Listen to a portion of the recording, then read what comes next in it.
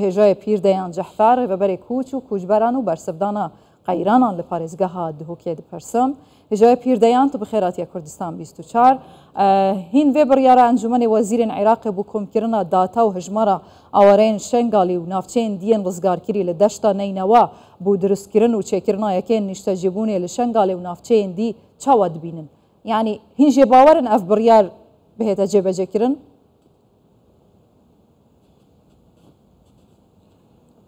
زۆر سوپاس ئیمان خان سوپاس بۆ کەناڵیەوە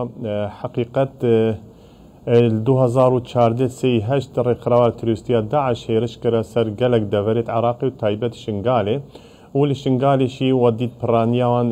دەربەدەری هاتنە قەستاوەرە بوون لە هەرێما کوردستان تایبەت پارێزگەها دۆکێ لوی وەختی هەتان هاشیان بکەنە ساڵە دەهێدا مخابنی حکومەتە عراقی حتا وێگانێکی بڕیارەگە درست بجێ خۆدە نەدایە و بەرجەوەندیا خەڵکی شنگالی دەبێت ئەvە 2017 هەتان هۆ ڕێکخراوە تروریستیە داعش وەک ئەرزڵواقع نەمایە مخابنی ئەvە 7 ساڵ کەتە ساڵە تقریبا هەشتێ دەشی و شنگال درستی ئارام نەبووە دویە حکومەتە عراقی بڕاستی ئەول ئاریشا شنگالێ چارەسەریەگە بمبڕی دیتەبە وەکی ئەو ڕێکەوتنە هاتی ئیمزاکردن نێبینە حکومەتە عراقی حکومەتە هەرێما کوردستانی بەری 3 ساڵان بوو مەها 10 بوو ئەvە 3 ساڵ تێپەڕین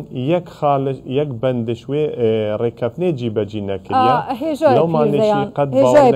ئەم برینێت کورڤە نەکولین ji keremaxu aliye Iraqê bi taybetî ew lanên desthilatdarin dibêjin tiştek namaya bi navê rêkeftinê û nûke nehatiyekirin û dem bi serdaçûye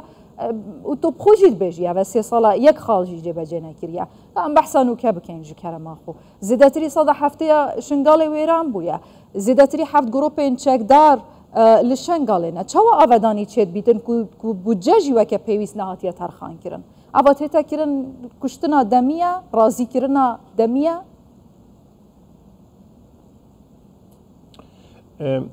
سەدا سەد یعنی ڕزلگەلوێ بۆچۆنێمە و ڕاستیشی وەگە تەهەڕەبش مەسئولیەتی حکومەتە عراقیوان بڕیارە دێت هەر فترەگە جاگێ بڕیارێکێت ئەو بڕیارەشی بجیبەجی ناکرد بەری چەندێکیشی بڕیارێک دەدابوو و هەر خێسەرۆ خێزانێک تەنێ ناو کەمپادا ئەویش کەمپێ دەرکەوێت ئەم دێ 4 ملیۆن دیناری عراقی دنێ جارێ بەری خۆب دێش 8 سەدی خەڵکی شنگالێ خانیوان ئی ئاخاکری بوش لە بناش ئاخێ ئەvە 9 ساڵە بێخودان مای ئەو خانیەشی هەورینە ینی پێتەوی سەخبیرکردنێنە 4 ملیۆن تێرا تشتێکی وسا ناکەت هەر وسا 25,000 خێزان و 600 خێزان ناف کەمپادا دژین تنێ سنووری پارێزگەها دۆکی دارە سەربەخوازاقۆ دەربەی کەمپا 37,800 ئەبێت بێژێت دەربەی کەمپاژێ مەشمول ناکرد ئەوشی ئاوارە ئەوشی خەڵکی شنگان ئەوشی دوێن بەگەرنە جووارێت خوا و جارێ ئەوێ نێف کەمپادەشی 3 اختیاردانێ ئێک 4 ملیۆنە ئەم دێ دنەوەت بێژدەوانی ناف کەمپادا شکەمپێ دەرکەون بەگەرنە شنگالی ئەڤیەک دوو ناف کەمپێ دەرکەون هەرێما کوردستانی ببینن 4 ملیۆنی خۆوەرگرن 3 شکەمپێ دەرکەون ئەم دێ 4 ملیۆنەوە دنە حسکی کێ پارێزگەها عێراقی ئەوم بژین ڕاستیشی ئەvە بژن تەهەڕەبش مەسئولیەتێ وەک حکومەتە عراقیت ڤیا چارەسەریەگە بنبڕی کرد بە ئاریشا شنگالێ چنگو شنگال و خۆت زانن هەر فترێکی جاگێ بێگە فڕۆکێت تورکیا بۆمبەباران کنەت گوندێت وان باجێرە حیجەتە هەبوونە مەقەڕاتێت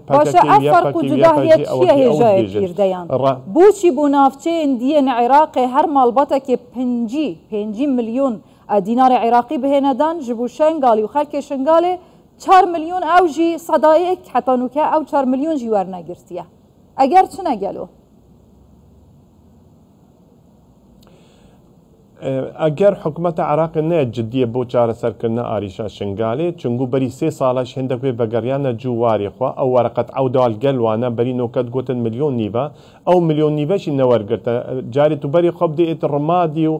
سەلاحەدین ئەوێ وێ وەرگرتە بەرەمێک سیاسی کارینانە حکومەتە عراقی بەری هەلبژاردنە هەر کەسێکی خەڵکی دەبەریت ڕمادی دەشتانەینەوە تکریت وەک سەلاحەدین ئەوەیت بەگەریانە جووارێت خۆ وەختی هەلبژارنا دەنگی خۆدان گوتە واتسئاپی بۆمە سەورکن وەزارەتە کۆچ و کۆچبەرە مەخابنی ئەوی مەلەفی تعاملەگە سیاسی گەلکە هەر کەسێکی دەنگی خۆدا با لیستاوان ئێکسەر ئەو وەرەقەت ئەودان بۆرە سەرفتکن هەتا بێگەی شنگالی صرف نەکەنە بە بخۆ خۆ دیار کەتە کو حکومت عراقی نه جدیه بۆ چارەسەرکردن ئاریشا شنگالی و وی ملفی مرۆڤاتی کاردین دەوکمەت عاملی گەلکەتەوە جانبەگی سیاسی مخابنی و بە خەلکی شنگالیشی باوەری حکومت عراقی نەمایە کووی ئەوی ملفێت مرۆڤاتی چارەسەر بگشت بەرکو تهربش مەسئولی و گەلک ئەجندا وی حکومت عراقی دهن بەشدارن گەل سەرۆک وەزیر نەڤین شنگال ئارام بێت دنێ داکو ئەجندایوان لێ دەری ئەوێتوان بە گرێدای ئەجندیان جیبەجی بکەن لەومانێشی جاری تەسەور بکە ئیمانگەلەکسانت هەلگریتن بڕاستیشی گاڤاستی مەسەر ملەفێ شنگاڵێ بخۆ دلێ من ژان دەکە دلێ من دەئێشیتن ئەو خەلکی هەنەیە مەغدور خەلکی هەنەیە و کەس و کارێن وان حەتان و کەژینە دیارن بە هزاران هاتنە کوشتن و ڕاواندن و ئەشکەنجەدان تدید وێ دماهی بەری چەند ڕۆژان پارێزگارێ مووسڵژی چوو بوو ئەمریکا بەحسە ئاوەدانکردنا شنگاڵی یەک ژ مژارێن سەرەکە بوو کە ئەمریکاژی ئاوەدانکردنا شنگاڵێ و بەگەڕاندنە ئەمنیەتێ بۆ شنگالێت خوازیتن ئەگە ئەمریکا بێت خوازیتن و ڕێکەفتن هەدناو بەرە هەردوو حکوومەتاندا کی ناهێلیتن کو شنگال ئاوا بیت کی ناهێلیت شنگال ئەمنیەت vەگەڕیت کی ناهێلیتن ئەف خەلکی هەنێ بچنە سەر ئاخاخۆ بڕاستی ئەو گروپێل شنگالی نەها خۆسەپاندن ئەو گریدایی هەندێک دەولەتێت جیرانێت عێراقی ئەو ناهێلن ئارامی شنگالی جیبەجی بێت ئەو ئەگەری وێکنەک و خەڵک بناوەگەرتە جووارێت خوا تو قەت تەسەور نەکە ئیمان خان کەسێکی ببێت بژیت 9 ساڵە ئەنکو 10 ساڵ کە 10 ساڵت 38 ئەمدێ کەم 9 ساڵە دەهێدا بژیت بخیڤەتێکێدا بژیت و نەوەگەرتە جووارێت خۆ مرۆڤ بێت بەرسی بەرە دیوارێ ماڵە خۆ بێت و نەبژیت خیڤەتێک لێ ئەگەر هەنە شخێزانی خۆت ترسن شخێزانیەوە وەگەرنەوەی دەرێ ئەف فڕۆکەی تورکیا هەر فترێکی جاگی وەگەیم ئاماژە بێتە بەقەڕاتێت وان ئەحزابە بۆمبەباران کرد خەلکێکی سڤیل بێتە قوربانی هەروسا ئەو چەکداری لێ دەری خۆسەپاندن زارۆگەیوان سنێر دزنت بنەتکردن مەقەڕاتە ئەمە عسکەراتە تەدریب بتکن غەسل دەماغ بۆوان چێتکەم لەومانێشی خەلک تەنێش بەر خێزانە خۆیان خێزانان ئارام بژیت بن خیڤەتێکدا چێترە و بترسش خیڤەتە خۆ هەڕۆ زارۆگەیوان بدزن ببنە سەر ئەجندای خۆلای وان ببینە گرێدان وەگە خۆ بکار بیش بەبێ یەکێشی 6417 کەس ئێزدی خەلکی شنگالێ ئێخسیر بوون دەستی ڕێکخراوە تیرۆریستیە داعشدا هەتا بێگانی بتر 2500 مایە مەسیران مەجهولە بلا حکومەتە عراقی خۆڵوان کرد با خۆدان بەلکی نهۆ گەلەگەل مووسڵ دژین بەلکی نهۆ گەلەگەل تکریت دژین بەلکی نهۆ گەلەگ ڕمادی دژین ئەو کەسێت ئێزدیوت ئێخسیر دەستێواندا لێ حکومەتە عراقی بڕاستی ئەبەد نەیە جددیە نەبێت ئاریشا شنگالی چارەسەر بگرت بەلکو هەندێت فشارێت دەولەتێت زلهێز ئەوێت جینارێت عراقی ژبەر بێکێ نکارێت ئارەشیا شنگالی چارەسەر بکە و نەبێت جددیە هەربش مەسئولیە مەسەلە مادام ملەفێ شنگالی ملەفێکی ئەقلیمیە و بڕیارە ئاسایکردنا ڕەوشە شنگالی و جێبەجێکردنا ڕێکەفتنان ئاوادانکردنی و ئەمنیەتی نەدەستی عێراقیدایە باشە چ divê bihêta kirin heta ku ev armanca pêk bihên bû xatira şengaliyên ku ev çendîn salin meqdûrin û qurbaniye didin.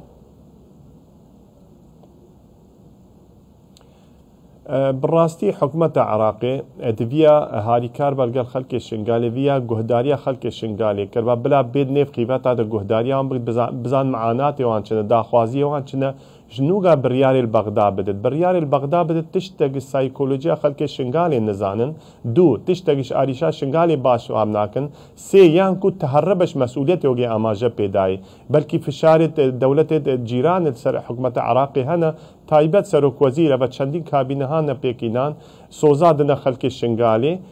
ودید بەری چەند ساڵە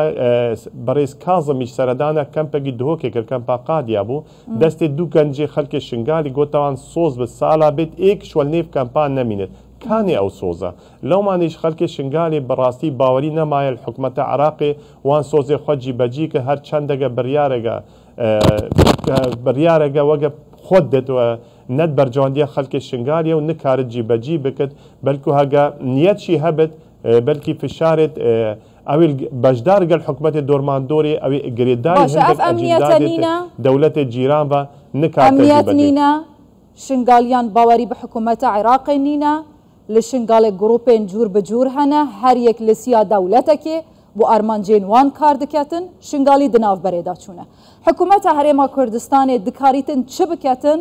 همبري اوه کارساته یا کو اوه چندین ساله لهمبری شنگال و شنگالیان بیناف بردوامه و بردوام لعنین دی قازان جد کن لسر حسابا شنگالیان دوید چه بکت و هوا پلان چیه دی چه کن؟ حقیقت هوا 2014 هتا ویگا وقت خلق کردستان گشتی و تایبت حکومت هرما کردستان تخسيري نكريا بو خلق مي شنغال ناف كامبا و دروي كامباشي سراراي زختغ مزنه فشارغ مزنه راستي سر حكومه هرما كردستاني كو حكومه عراقي هر فتره جايفان بريارات دت اوا مسجه شي بو ريقراويت خير خاص مسجه بود او دولتت كو سپورتا آوارا و پنابرات کن کو ایدی هاریکاری کن بکن بو آوارا جاری تو بری خوب ده تنه سنوری دهو که اداره سر بخوا زخو 20 کمپانا هر پنج سکتری جیان نیف کمپادا ویگا ارکی حکومت هریما کردستان پیراد بن سر راسپاردید برای سروک حکومت هریما کردستان برای منصور بارزانی هر وسا وزارت مایا نافخو پاریزگاه دهو که هر پنج سکتری جیانی وک راکرنا گلیشیا سخبیر کرنا آبیا سخبیر کرنا کاربیا کرت پرورده کرت ساخلامیه او هر پنج سکتر جیانی تو حساب که 20 ناحیه سر دهوک و زاخو زیده بونه هر وسانه شی فرص العمل شی بو گنج دهوک و زاخو تأثیرگه مازن هیا لی دائما حکومت مای هرما کردستان کو رنمای و هنه ام خدمت آوارا بکن حتی معنا الكردستاني ودهوكي وزاخو هريما كردستاني بقشتيها ام خدمت اوان بكن سر الراي او تحدايت بيشيا مادا وقيم اماجا بدا انه نزيكي 9 مليون كس اوارو پنابر سنوري زاخو دهوكي هنا كراستي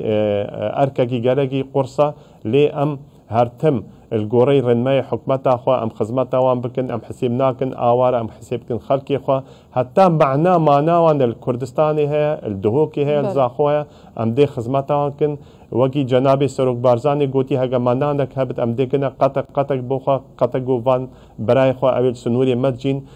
طبيعي شي وقي رقراويت خير خواشي تن سردانا متكن بيجت افت عامله حكومة هرما كردستان قال آوارا پنابرا راستي بوران دي استاندرد عالمي شي كوي سربخونا چكاري بكن هر وقت كي بخوازن در كمش كمپا بينت كمپا دا